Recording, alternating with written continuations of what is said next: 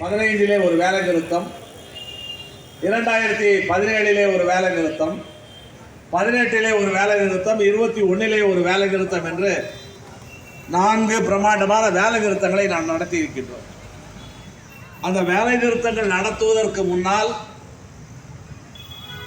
இதே பல்லவன் சாலையிலே எழுச்சிகரமான கூட்டங்கள் நடைபெற்றுள்ளன. அந்த வேலை நிறுத்தத்திற்கு முன்னால் நடைபெற்ற எழுச்சிகரமான கூட்டங்களுக்கு சற்றும் குறைவில்லாத அளவிலே, இன்னும் கேட்டால் அதைவிட பிரம்மாண்டமான அளவிலே கூடியிருக்கக்கூடிய தோழர்களுக்கு நன்றியை தெரிவித்துக் கொள்கின்றோம். ஏனென்றால் அன்றைக்கு இந்த கூட்டமைப்பிலே எல்பிஎஃப் ஒரு பிரதான சக்தி. கிட்டத்தட்ட இதே அளவில் தான் எல்பிஎஃப்பும் இணைந்து நடந்த அந்த கூட்டங்கள். ஆனால் இன்றைக்கு நாம் கூடியிருக்கக்கூடிய இந்த கூட்டம் நிச்சயமாக நம்முடைய கோரிக்கைகளை வென்றெடுப்பதற்கான களம் இங்கே உருவாகிவிட்டது என்பதை உறுதிப்படுத்தக்கூடிய கூட்டமாக இங்கே கூடியிருக்கின்றீர்கள். நாம் இந்த அரசுக்கு கோரிக்கை வைத்திருக்கின்றோம், அமைச்சரை சந்தித்தோம், பொது கோரிக்கையை கொடுத்தோம். கடந்த ஓராண்டுக்கு முன்னாலே நம்முடைய ஒப்பந்தம் முடிந்தவுடன் இங்கே மேலையில் இருக்கக்கூடிய நம்முடைய தொழிற்சங்கங்கள் சார்பாக தனித்தனியாக கோரிக்கையை கொடுத்திருக்கின்றோம். இருந்தாலும் கூட நம்முடைய தனி கோரிக்கைகளுக்கு அப்பால் எல்லோரும் இந்த ஒப்பந்தத்திலே எதை வென்றெடுக்க வேண்டும், எது பிரதானமான கோரிக்கை, எது நம்முடைய இறுதி இலக்கு, அந்த அடிப்படையிலே சில கோரிக்கைகளை நாம் இறுதிப்படுத்தி அது சம்பந்தமாக அனைத்து சங்க கூட்டத்திலே விவாதித்து இன்றைக்கு அந்த இறுதிப்படுத்தப்பட்ட கோரிக்கையை நாம் அமைச்சரிடம் கொடுத்திருக்கின்றோம். சென்ற ஒப்பந்தத்தை நாம் பே மேட்ரிக்ஸை பெற்றோம். அமைச்சர் என்ன சொல்கிறார்? இன்றைக்கு கூட அமைச்சரை சந்திக்கும் பொழுது அமைச்சர் சொன்னார், நாங்கள் சம்பளம் நிறைய கொடுத்து விட்டோம் என்று சொன்னார். பே மேட்ரிக்ஸ் கிடைத்திருக்கிறது என்பது உண்மையா என்றால் உண்மைதான்.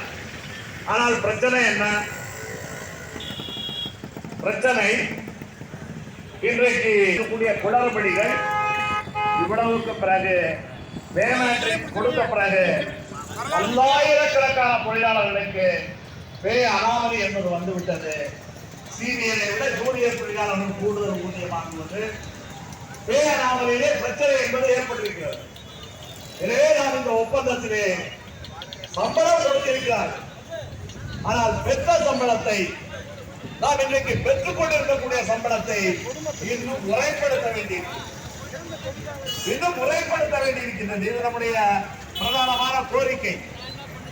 எனவே ஊதியத்தை பொறுத்தளவில் ஒரு முறைப்படுத்தப்பட்ட ஊதியம் வேண்டும். அமைச்சரிடம் சொல்வது வேறு எதுவுமே இல்லை. எனக்கு முன்னாலே தோழர் பத்மநாபன் இங்கே பேசும்போது குறிப்பிட்டார், 2018 பஸ் கட்டணம் உயர்ந்தது, பேருந்து கட்டணம் உயர்ந்தது. பேருந்து கட்டணத்தை உயர்த்தக்கூடாது என்று அன்றைக்கு எதிர்கட்சிகள் எல்லாம் போராடின. அன்றைக்கு எதிர்கட்சியாக இருந்த இன்றைய ஆளுங்கட்சி, அன்றைக்கு எதிர்கட்சி தலைவராக இருந்த இன்றைய முதலமைச்சர் போக்குவரத்து காலத்திலே உள்ள இந்த பிரச்சனைகளுக்கெல்லாம் தீர்வு காண்பதற்கு நான் ஒரு குழுவை அமைக்கிறேன் என்று முதலமைச்சர் குழுவை அமைத்தார். அவருடைய கட்சிக்காரர்களை கொண்ட குழு. முன்னாள் அமைச்சர் KN நேரு போக்குவரத்து அமைச்சராக இருந்தவர், முன்னாள் போக்குவரத்து அமைச்சராக இருந்த பொன்முடி அவர்கள், அதே போல போக்குவரத்து கழகத்திலே வேலை பார்த்து இன்றைக்கு சட்டமன்ற உறுப்பினராக இருக்கக்கூடிய செங்குட்டுவன் அவர்கள், அதே போல தோமுசாவுடைய பேரவை பொதுச் செயலாளர் சண்முகம் அவர்கள், இவர்களை எல்லாம் இணைப்பதற்காக திராவிட முன்னேற்ற கழகத்தினுடைய பொருளாளராக இருக்கக்கூடிய திரு DR பாலு, இவர் தலைமையிலே தான் அந்த கமிட்டி கூடியது.